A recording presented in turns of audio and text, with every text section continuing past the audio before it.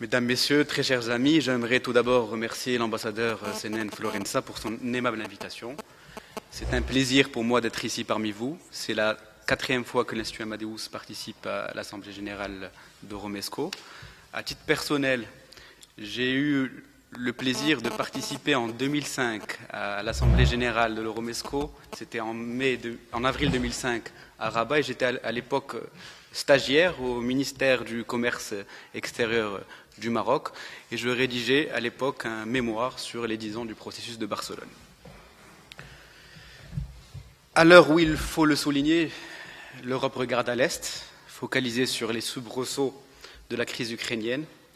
La Méditerranée du Sud continue à inquiéter et à s'inquiéter. Les lendemains de ce qui a sans doute été appelé un peu trop naïvement printemps arabe n'en finissent pas de déchanter. Les répercussions dramatiques des soulèvements légitimes de 2011 viennent renforcer les menaces à la stabilité régionale et à la sécurité globale. La Syrie, la Libye, le Sahel, l'Irak et le Yémen sont aujourd'hui les théâtres de conflits majeurs aux ramifications djihadistes et islamistes. La guerre de cet été à Arza est venue malheureusement renforcer le sentiment que la paix des braves, que nous appelons tous de nos vœux au Moyen-Orient, devient plus que jamais chimérique. À toutes ces menaces, il faut également ajouter l'absence d'intégration au Maghreb, motivée par des considérations politiques aujourd'hui dépassées et obsolètes. L'idée d'une relance de l'intégration économique dans le monde arabe, du Maghreb au Machrek, paraît aujourd'hui, et peut-être plus que jamais, irréaliste et utopique. Oui, la Méditerranée du Sud est aujourd'hui un espace plus que jamais fragmenté. Dans ce chaos régional, il existe tout de même un certain nombre de pays dont la stabilité ne fait pas débat, qui pourraient être à long terme les nouveaux pivots de la relation euro-méditerranéenne. Le Maroc, l'Algérie, la Jordanie, l'Égypte et la Tunisie peuvent faire office de pont durable entre les deux rives de la Mare Nostrum. J'aimerais dans mon intervention revenir longuement sur la politique européenne de voisinage. On en a parlé ce matin, pensée par l'Union européenne pour être l'instrument de développement de ses relations avec les pays de son voisinage. Le traité de Lisbonne a créé les conditions institutionnelles pour faire de la PEV le principal outil de la politique étrangère européenne. Depuis son lancement en 2004, la politique européenne de voisinage a permis le renforcement des relations avec les pays dits partenaires. En mai 2011, la Commission européenne a révisé la stratégie européenne à l'égard de son voisinage. Cette nouvelle démarche est basée sur la responsabilité mutuelle, la différenciation, la conditionnalité, c'est-à-dire plus pour plus, et la complémentarité entre la dimension bilatérale et le volet régional. Bien que cette révision constitue une avancée importante dans les relations entre l'UE et son voisinage sud, force est de constater que plusieurs questions restent ouvertes et restent posées. Il est tout d'abord aujourd'hui nécessaire et indispensable de mettre la politique européenne de voisinage au diapason de la nouvelle donne régionale et internationale.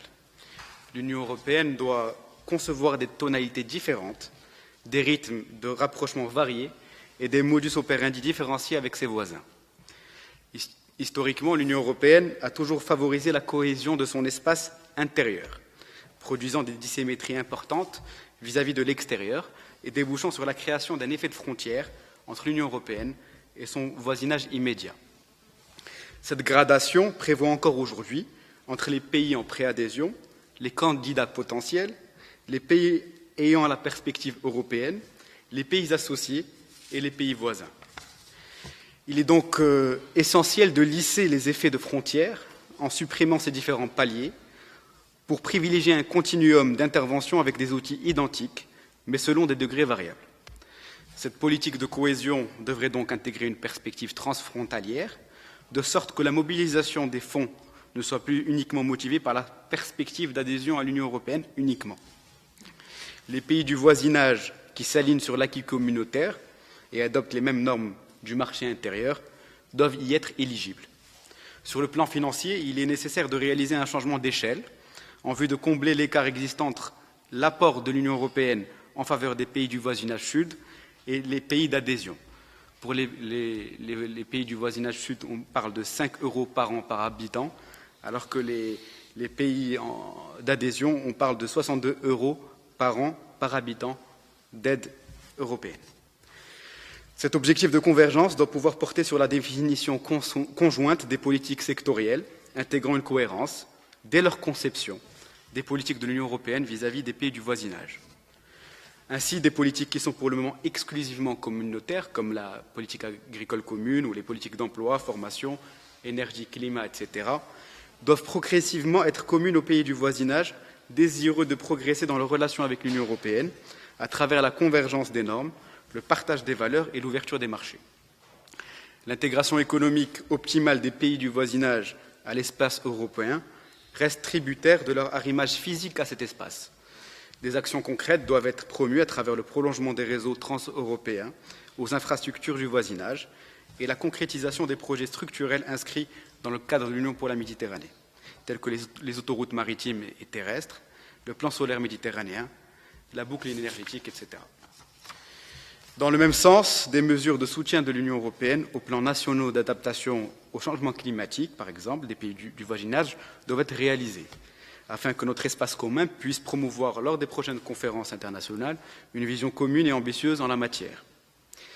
Dans le cadre d'une nouvelle réflexion commune en matière d'engagement financier de l'Union européenne auprès des pays du voisinage sud, il est utile de réfléchir à une reconfiguration de l'accompagnement financier.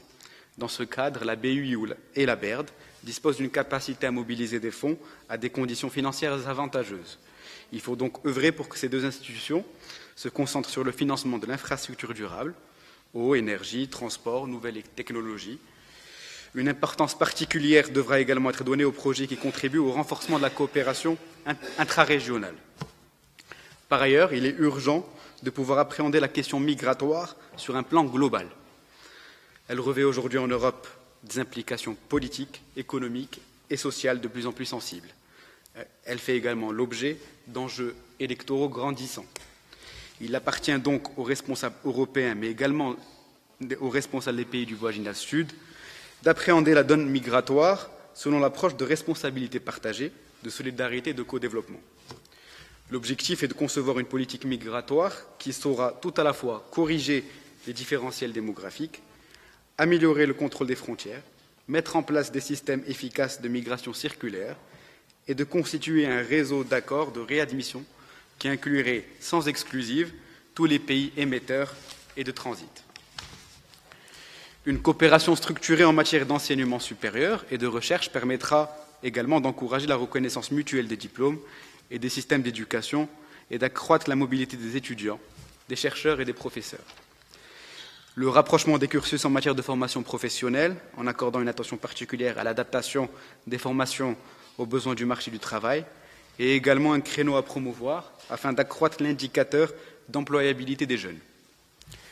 Il est donc, et ce sera ma conclusion sur la politique européenne de voisinage, essentiel pour crédibiliser définitivement le contenu de la stratégie européenne en matière de relations avec son voisinage sud, de conclure une nouvelle génération d'accords basés sur un partenariat crédible, gagnant-gagnant, reflétant de manière concrète l'expression de Romano Prodi, tout sauf les institutions. Le statut avancé, octroyé au Maroc par l'Union européenne en octobre 2008, doit pouvoir s'inscrire dans cette nouvelle génération d'accords. Ce statut reste 6 ans après son entrée en vigueur, un accord dont le contenu soulève souvent des interrogations de la part des observateurs. Au-delà des expressions qui le caractérisent, plus que l'association, moins que l'adhésion du côté marocain et tout sauf les institutions du côté européen, le statut avancé est avant tout un accord symbolique à forte connotation politique. Il fait office de déclaration, de proclamation à deux voix d'une meilleure coopération future. Il s'agit d'un prolongement de l'accord d'association entré en vigueur en 2000 et qui régit les relations entre l'Union européenne et le Maroc. Ce statut privilégié dans le Maroc est le seul à bénéficier pour le moment au sud de la Méditerranée, est une forme de soutien approfondi aux réformes en cours au Maroc. Il souffre cependant d'une absence précise de définition. Le statut avancé n'est défini nulle part, ni dans les traités européens, ni dans le droit dérivé européen, ni dans les documents du processus de Barcelone, ni dans le document conjoint lui-même.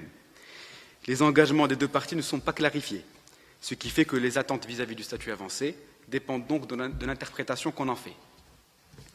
Le statut avancé est venu sanctionner près de 40 ans de relations privilégiées. La coopération est dense, riche et multidimensionnelle, mais reste tout de même ponctuée par des crises, contredisant souvent, du côté européen, le discours policier et pragmatique de la Commission européenne. Les dernières tensions en date sont celles liées à l'accord de pêche en 2012 et démontrent toutes les limites du statut avancé, qui est en fait un document symbolique plus qu'un accord classique. Ce couac a démontré que la responsabilité de la situation actuelle incombe en grande partie à l'Union européenne et à certaines de ses institutions. Si pour le Maroc, sa relation avec l'Union européenne est une option stratégique, la coopération entre les deux parties a souvent été guidée par une logique européenne, privilégiant un partenariat à plusieurs vitesses selon les propres priorités de l'Union européenne. Il serait probablement judicieux d'inviter les Européens à un deuxième sommet Maroc-Union européenne pour redynamiser les relations bilatérales et discuter de l'avenir sur des bases dépassant le simple cadre du statut avancé. De nombreux points restent d'ailleurs en suspens, comme l'assistance financière qui accompagne ce statut avancé. Il est aujourd'hui souhaitable que le Maroc propose à la partie européenne l'adoption d'un accord global entre les deux parties qui remplacera l'accord d'association qui régit encore à ce jour les relations entre les deux parties. Ce paquet global et inclusif permettra la mise en place d'un accord de référence donnant de la substance au statut avancé et permettra d'éviter les allers-retours vers le Parlement européen de tous les accords intermédiaires, comme ce fut le cas pour l'accord de pêche. Fort de sa vocation méditerranéenne et de ses relations denses et privilégiées avec le Nord, à travers donc notamment le statut avancé, comme avec le Sud, zone de libre-échange établie par l'accord d'Agadir et engagement en faveur de la coopération Sud-Sud, le Maroc participe fortement, vous le savez, au développement du processus régional de l'UPM, en cohérence et en complémentarité avec les autres initiatives et processus régionaux, dont le 5+5 par exemple. Cette participation se matérialise notamment par la nomination successive de 2 diplomates marocains à la tête de l'UPM, Youssef Amrani en 2011 et Fethallah Sijmessi depuis 2012. Permettez-moi, chers amis, de dire quelques mots sur l'Union pour la Méditerranée. Fondée en 2008 pour donner un nouvel élan au processus de Barcelone, l'UPM ambitionnait de combler les lacunes de ce processus à travers une meilleure appropriation de tous les partenaires, en préconisant les principes d'égalité, de parité et de codécision, avec l'instauration de la règle de coprésidence. Alors, union de projet ou projet mort-né, après 6 ans d'exercice, la question reste posée, et l'Union pour la Méditerranée appelle à des constatations sévères. L'Union reste tout d'abord prisonnière du même blocage politique qui a handicapé le processus de Barcelone. Ainsi, sur fond de bombardements israéliens récurrents sur Gaza et de politiques de colonisation de l'État hébreu toujours plus agressives, l'Union pour la Méditerranée a été dans l'impossibilité de tenir une réunion des ministres des Affaires étrangères et encore moins un deuxième sommet des chefs d'État et de gouvernement. L'Union pour la Méditerranée ne tient que des réunions de hauts fonctionnaires, somme toute assez fréquentes, dédiées à des échanges politiques et à l'examen des documents émanant du secrétariat général, relatifs à son fonctionnement et aux projets à soumettre. Certains projets ont été adoptés, dont notamment le dessalement de l'eau de mer à Gaza et l'établissement de plateformes logistiques Union européenne-Méditerranée. Leur nombre reste cependant très largement en deçà de ce qui avait été annoncé lors du sommet de Paris en juillet 2008. Les mutations et les transformations dans le monde arabe depuis 2011 et la crise économique et financière qui sévit en Europe depuis 2008 jettent des zones d'ombre et des questionnements quant à la volonté politique et au degré d'engagement des parties à faire réellement de la Méditerranée un espace de développement durable et de prospérité partagée. J'aimerais, chers amis, conclure mes propos en évoquant le Maghreb, ou plutôt la non-intégration économique au Maghreb. À une époque d'interdépendance complexe et de régionalisation des économies, les gains de l'intégration sont plus importants que jamais et les coûts liés à son absence sont patents. L'intégration fonctionnelle entre les pays du Maghreb engendrerait un supplément de croissance minimum de 2% par an du PIB par État membre. L'intégration se traduirait également par une position plus forte des pays du Maghreb dans les négociations internationales. Pour toutes ces raisons, l'intégration du Maghreb n'est pas un luxe, mais un impératif stratégique. Elle passe par une refondation des relations entre l'Algérie et le Maroc, avec l'apurement des contentieux hérités du passé et le partage d'une vision commune tournée vers l'avenir. Sahara, Sahel, armement, coopération antiterroriste, émigration clandestine, lutte contre toute forme de trafic. Autant de points de discorde sérieux entre les deux géants maghrébins, cristallisant davantage de crispation dans leurs relations.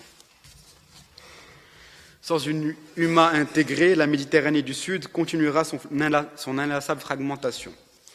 Pourtant, nous l'avons vu, la conclusion d'un accord cadre de coopération stratégique entre l'Union européenne et les pays du Maghreb, qui reprendrait les acquis de l'ensemble des accords bilatéraux ou multilatéraux précédents, pourrait servir de noyau dur pour relancer à la fois le partenariat euro-méditerranéen, mais également l'intégration maghrébine sur des bases solides et pérennes. Cela ne signifie pas un renoncement aux ambitions de l'Union pour la Méditerranée, mais une réactualisation des moyens et des instruments de cette dernière, sur la base des accords 5+5 qui avaient permis des avancées notables dans les années 1990, jusqu'à la conclusion de l'accord de Barcelone en 1995, avant de laisser place à un vide stratégique dont l'Union pour la Méditerranée a hérité et qu'elle peine à combler. Je vous remercie pour votre attention.